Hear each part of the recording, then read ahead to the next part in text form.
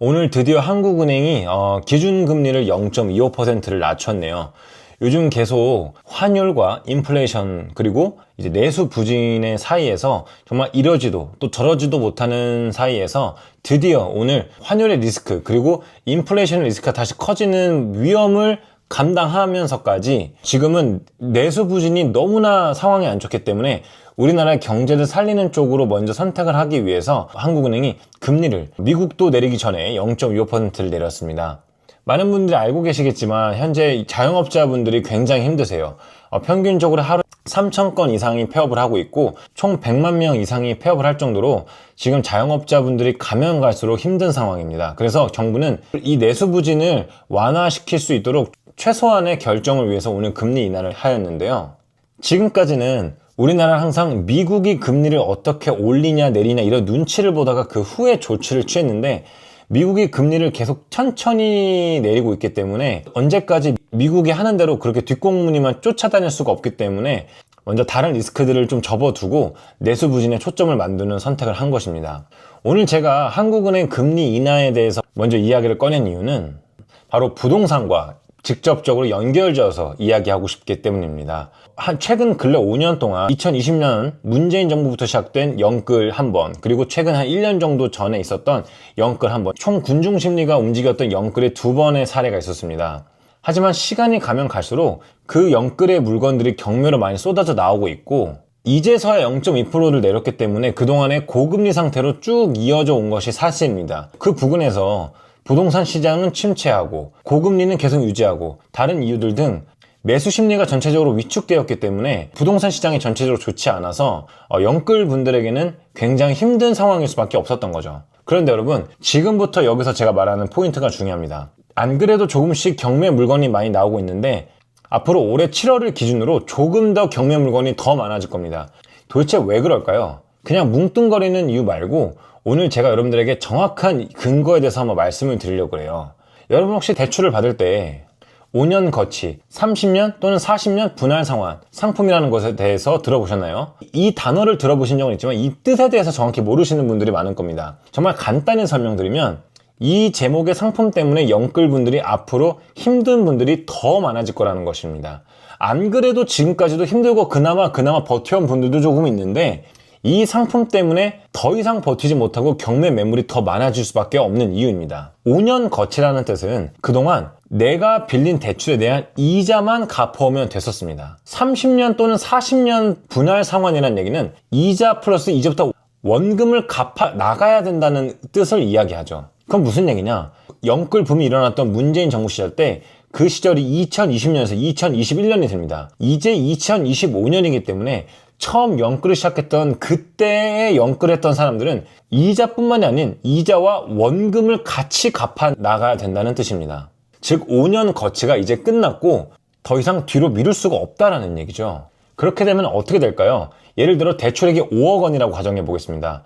5년 거치 기간 동안에는 예를 들어서 약 이자만 100에서 150 정도만 갚아오면 되겠지만은 5년이 지난 이제부터는 그 금액이 약 2배 이상까지 들어서 월 300만 원에서 350만 원까지 납부해야 되는 일이 생긴다는 것입니다. 일반적인 기존 월급으로는 절대 감당하기가 쉬운 금액이 아니에요. 어떻게 100에서 150만 원을 감당하다가 거의 2배가 가까운 금액을 갚아 나가야 된다는 것은 지금 부동산도 오르지 않는 시점에서는 정말 쉽지 않다라는 얘기죠. 2020년과 2021년까지는 금리가 저금리였지만 그 이후부터 상당 부분 계속 금리가 높아지면서 3, 4%대의 고금리를 유지해오고 있습니다. 거기다 이제 원리금을 갚아야 되고 심지어 가장 가치 있는 용산과 강남을 제외하고는 지금 부동산 시장이 전반적으로 많이 위축이 되어 있는 상태이고 올해 7월 달부터는 DSR 3단계가 시작되기 때문에 더 많은 대출을 감당하면서까지 버틸 수 있는 사람은 그리 많지 않다는 것이죠.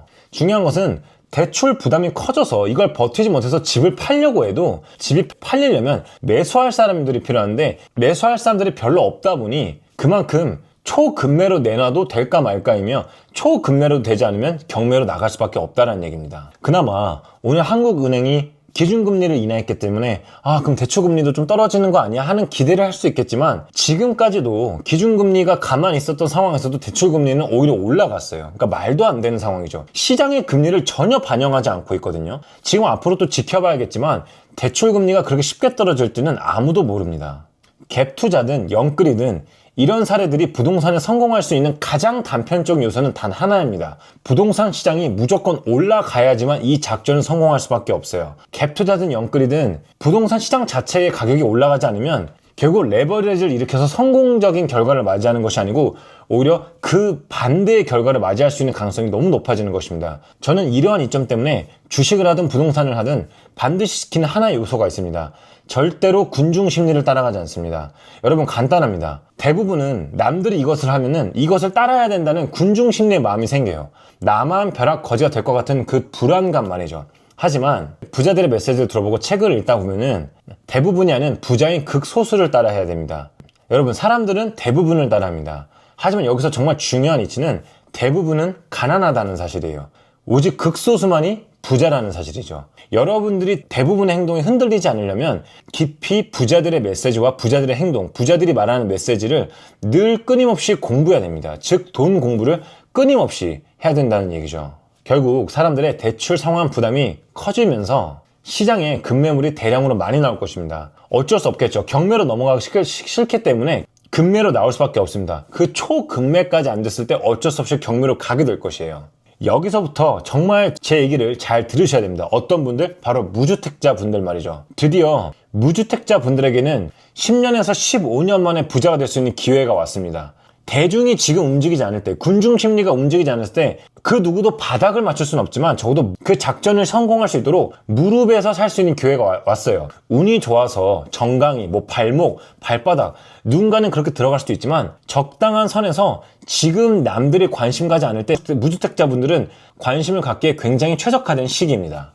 바로 급매가 쏟아지기 때문에 그만큼 공급은 늘면서 수요는 줄을 수밖에 없습니다. 당연히 이 얘기는 우리나라에서 부동산이 가장 비싼 용산과 강남을 제외한 이야기지만, 중요한 것은 반대로 현금을 많이 보유하고 부동산을 사기 위해서 매수 타이밍을 기다린 분들은 지금 같은 공급이 많아지고 대중이 수요에 뛰어들기 위해서 겁먹은 이 시점에 관심을 가져야 되는 최적화된 시기라고 말씀드리고 싶어요. 여러분, 어떠한 투자를 하던 간에 절대 변하지 않는 두 가지가 있습니다. 역사는 변하지 않으며 인간의 실수도 변하지 않습니다. 언제나 싸게 사서 비쌀 때 팔아야 된다는 것을 누구나 머릿속으로는 알고 있지만 그것을 진짜 실전으로 할 수 있는 사람은 100명 중에 1명밖에 되지 않아요. 100명 중에 99명은 모두 내 마음과 지식과 근거의 뿌리가 휘청이기 때문에 대중이 할 때 그것에 휘말리게 됩니다. 지금 이 시점에서 여러분들이 굉장히 집중하셔야 돼요. 그리고 여러분들이 집중한 이 시점에서 그것을 행동과 실천으로 이어나가기 위해서는 여러분들이 평소에 꾸준히 부동산 시장을 지켜보고 늘 신문을 읽고 늘 책을 읽으면서 여러분들이 평소에 관심 가졌던 그 지역의 부동산을 매수할 수 있는 적절한 시기를 알맞게 찾아가셨으면 좋겠습니다. 저는 절대로 경제 전문가가 아닙니다. 하지만 늘 꾸준하게 돈 공부를 해오는 사람으로서 감히 그냥 한 사람의 작은 견해 한번 드리고 싶었고요. 정말 무주택자분들을 위해서 간절하게 제 메시지를 전달하고 싶은 마음에 감히 소신 발언을 조심스럽게나마 좀 해온 것 같습니다. 제 얘기를 그냥 무작정 믿지는 마시고 제 얘기를 듣고 한번 여러분들도 함께 공부해 가시면서 이런저런 근거 따져가면서 과연 제 말은 어떤지 또 다른 사람 말은 어떤지 이렇게 좀 비교해 가면서 절대 쉽게 오지 않은 이 타이밍에 집중하셨으면 좋겠습니다. 부자는 아무 때나 될 수가 없습니다. 부자가 될 수 있는 타이밍은 정말 쉽게 오지 않는 법이죠. 저는 이번 타이밍이 우리 무주택자분들에게 굉장히 소중한 기간이라고 생각하기 때문에 여러분들 조금 저랑 견해가 다르시더라도 좀 귀엽게 봐주셨으면 좋겠습니다. 오늘도 감사드리고요. 여러분의 건강한 돈 공부, 저 늘 스매송이 언제나 응원하겠습니다. 파이팅!